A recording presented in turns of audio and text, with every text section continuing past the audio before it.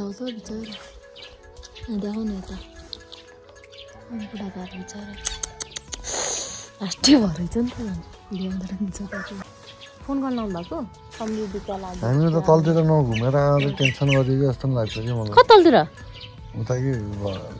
बुझौँमा कि कहाँ तल घुम्न थियो र त्यो घरतिर अन्त हजुर त अनितिर भयो भनेर अनि होइन म त पानी पर्ला जस्तो पानी पर्ला जस्तो भयो भन्नु अनि त्यहाँ मैले पनि केही भनिनँ फेरि गाली हुन्छ भनेर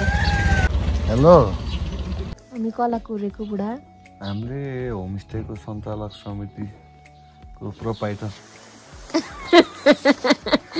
के भन्नु भएको धन्यवाद चियाको लागि दिदीलाई हामी चाहिँ अहिले कुन होमस्टे अरे दिदी यो होमस्टेको नाम 22 नम्बर होमस्टे नम्बर के हुन्छ तपाईँ के हुन्छ त के हुँदैन हामी चाहिँ आज यहाँ आयौँ भर्खरै कति बजे आयौँ हामी 2:30 बज्यो 2 बजेको एभरेजमा आयो यो चाहिँ यो है होमस्टे चाहिँ नि अनि हामी चाहिँ यहाँ बसेछौँ तलपट्टिको रुम छ होमस्टे नै राम्रो होमस्टेको दिदी नै राम्रो सुरुमा चाहिँ छुचो दिदी सुरुमा छुचो लाग्यो तपाईँ नै छुचो छुचै भएको थियो नि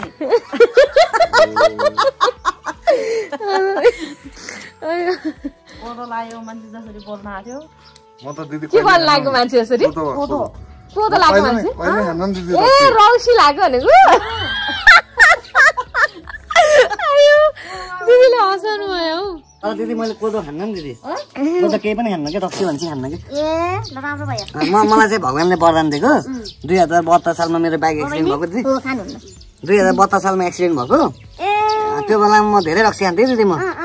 अनि त्यहाँबाट त्यहाँ 2072 सालबाट म मर्यो भनेको मान्छे नि बाँच्यो अनि त्यहाँबाट मैले चाहिँ रक्सी चाहिँ म जिन्दगी खान्न भनेको नि भगवान बियर पनि खान्न कि मैले रक्सी भन्ने कुरै खान्न कि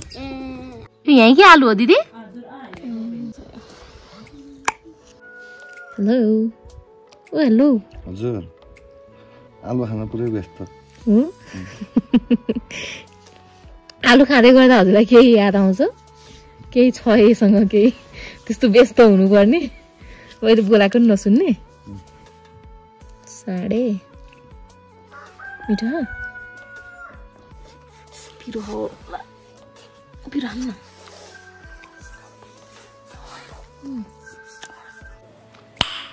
नाइस खतरा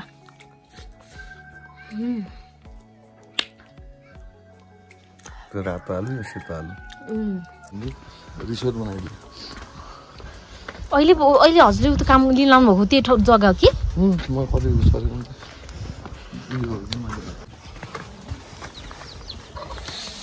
अहिले चाहिँ हामी कले गाउँमा घुम्दैछौँ कले गाउँमा चाहिँ अति नै चिसो रहेछ कि तर हावै चिसो आउँदो रहेछ यहाँ चाहिँ हावा चिसो चिसो कति बजी पु 4 बजे त्यो त माथि जाम्ला के भोलि झसेको भएको यतै जानु तलतिर घरहरू भएको तिर जानु कि मैसँग कोसँग गराउँछु मैले कराएको हजुरलाई तलतिर जाम तलतिर के पाइन्छ यसो गएर मेनु सिनु हेर्नु कस्तो राम्रो क्या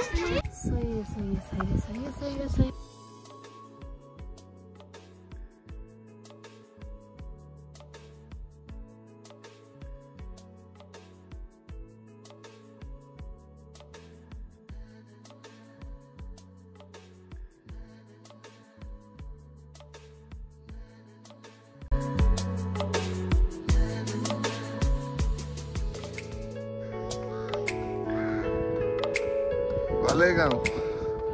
बालै फरर त्यो भिडियो आयो त पारे गरेर बिगार्दिन्छ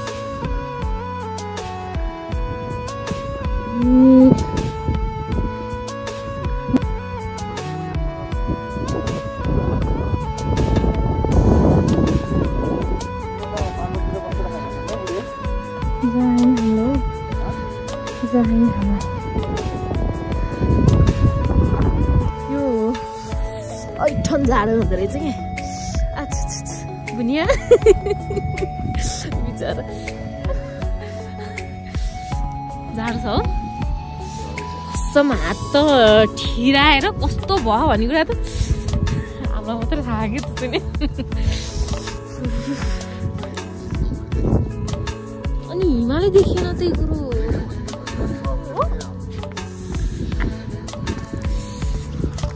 आज चाहिँ पुरै बादलले छेकेर यस्तो हो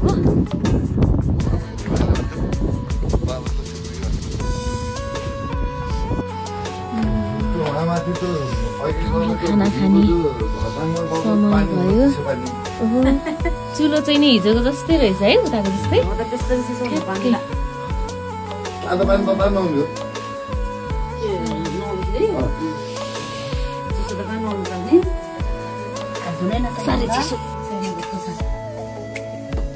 पहिला जस्तो हुनु होला दिदी है बेलुका भइसक्यो चाहिँ पानी पर्ने हो कि है भोलि बिहान कति बजीतिर घाम लाग्यो भने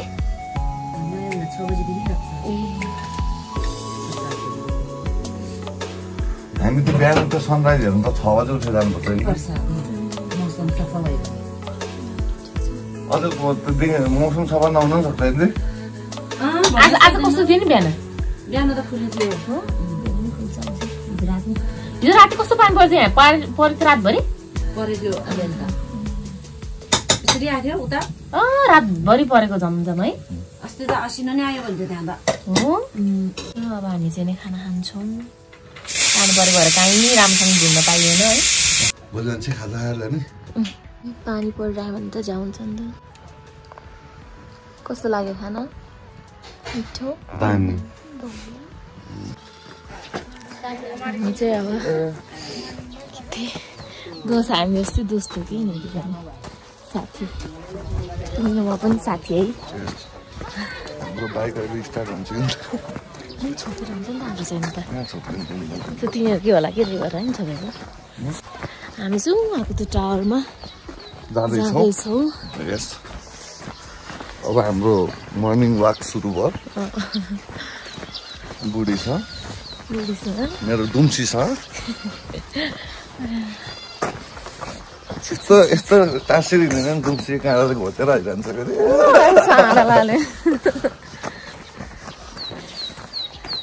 के भयो रे हाम्रो मेन टार्गेट भनेको घरले गाउँमा आएर हेर्ने थियो होइन उमा गएर भुजुङ भन्नु किन नआएको कि मलाई भुजुङमा गएर चाहिँ नि झरनामा जाने रक क्लाइम्ब गर्ने अनि त्यसपछि यहाँ आएर चाहिँ यो टावर हेर्ने हाम्रो चाहना फाइनल भर्खर मात्रै लाग्यो है घाम पनि फेरि है 6 बजी लाउँछ भनेको घाम कति बजी अहिले 7 बजी लाग्यो हजुरले चिया पनि खानुभयो नि मेरो बुढी चाहिँ मेकअप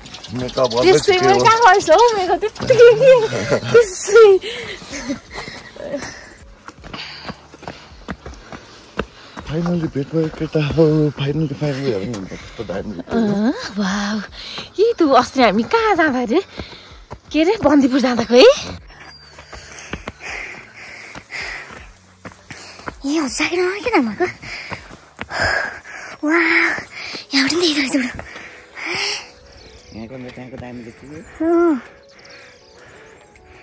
हेर्नु अलिअलि घाम आउँदै गइरहेको छन् हिमालहरू पनि देखिने फवारीको नि हेर्नु माथि माथि यता हेर्नु हिमाल कस्तो दामी खुल्दैछ बिस्तारै अब यता दिनपुर उतासम्म पुरै हिमाल खुल्यो किन यस्तो बार लगाएको के भन्नु भनेको दिदीले सक्छु हौ यति नाग्न सक्दिनँ होला त म अनि नाग्यो हौ नाग्न त त्यो होइन ए साढे हेलो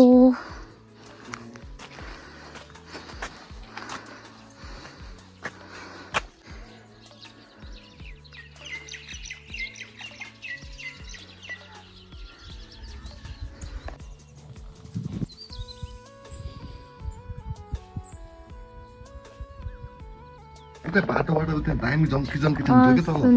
कस्तो र जङ्की भनेको बुढो त्यो के ओह्रालो ट्याकको तलको त्यो हिजोको त्यो बारी देखिन्छ नि त्यो ढुङ्गा त्यो लाली गुराँसमा आएको थियो नि ए जी टिकटक त बनाएकै छ नि त लु आज पनि हामीलाई कोदोको रोटी हजुर एक्स्ट्रा अन्डा छ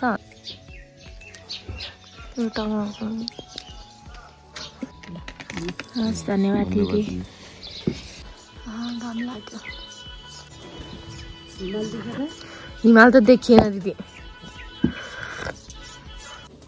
यसमा चाहिँ अर्को पिठो पनि मिसाउनु भएको हजुरले अलिकति अलिक कालो अन्डा म त खाँदिनँ अन्डा ए खान्छ एउटा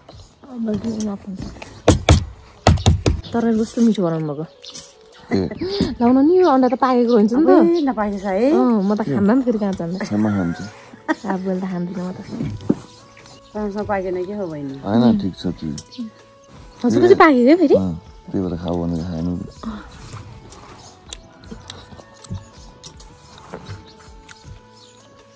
कस्तो यहाँको टेस्ट पनि फरक छ नि यो है रोटीको थाहा पाउनुभयो ओ हेलो यता हेरेर बोलौँ त कति चुचो मान्छे एकदम मिठो रहेछ छैन कि मिठो उहाँको पनि थियो यहाँको पनि छ तर टेस्ट चाहिँ यस फरक के घरले गाउँ र बुझौँ हो नि त त्यस्तो हुनु पर्यो नि त छुट्टा छुट्टै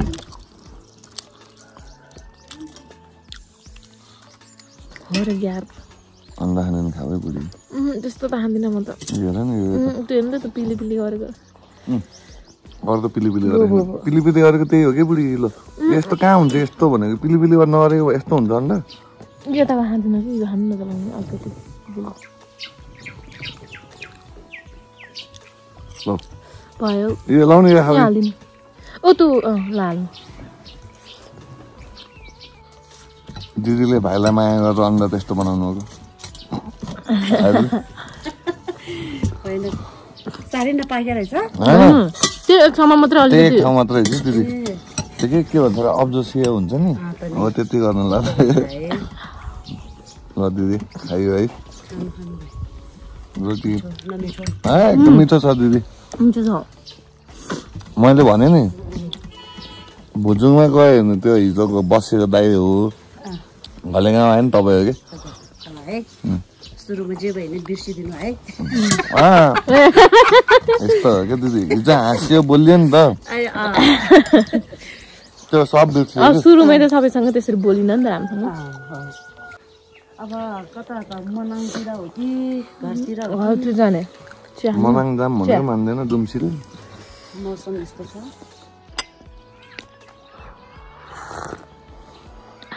घर नबसिकन अन्त बसिकन ढुक्क हुनुहुन्छ है नम्बर दिनु भएको नि त है बहिनीले आउनुहुन्छ कि हामी फोन दुम्सी धेरै हाल्नु अलि त बस्नु त नि टाँसेर हजुर अलि जानु न राम्रोसँग दिदीसँग टाँसेर बस्नु न दिदी है ल दिदीले दिदीको छोरा पनि गयो हुन्छ होला नि त तातो गरेर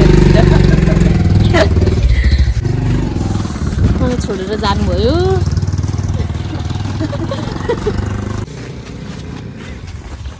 अब हामी घरतिर लाग्यौँ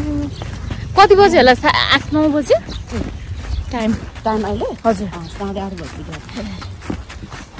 सम्झना त भयो नि रमाइलो एकदम रमाइलो यहाँ चाहिँ नि होमस्टेमा पिउने चलन नहुँदो रहेछ यहाँ बसेर यहाँबाट मान्छे उस गरेर ठ्याक्क घर पठाउनु कि यहाँबाट ए हिजो हिजो हामी कन्ट्याक्ट गरेर आएको भएर मात्रै होला डाइरेक्ट नत्र त यहीँबाट हिजो हामी कन्ट्याक्ट गरेर आयो नि त अहिले त पुरै बादल फाटेछ तर बादल फाटे पनि हिमाल चाहिँ राम्रो देखिएन कि है कुन हिमाल चाहिँ उयो है हजुर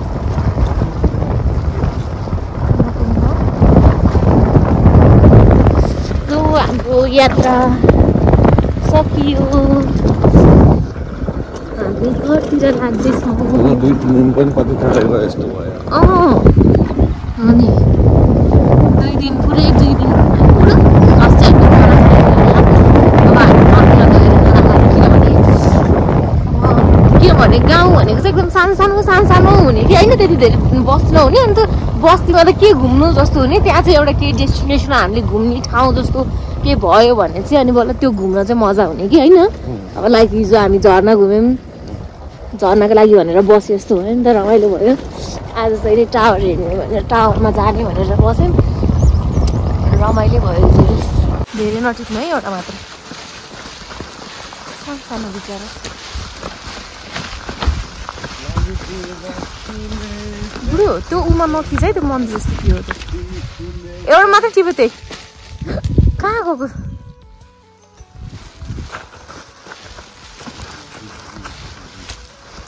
भयो भयो एउटा मात्र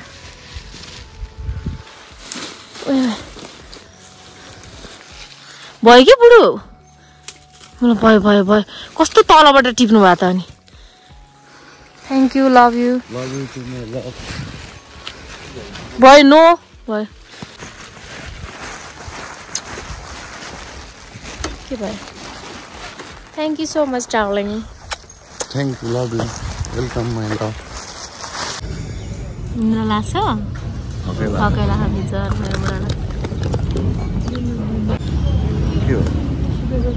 दुम्रेमा आएर हाम्रो लास्ट अन्तिम खाना हजुर दुम्रेमा हामीले खाना खाइएन मिठो हुनु भनेर आज यहाँ खाना मिठो खाना आज मम्मीकोमा आएर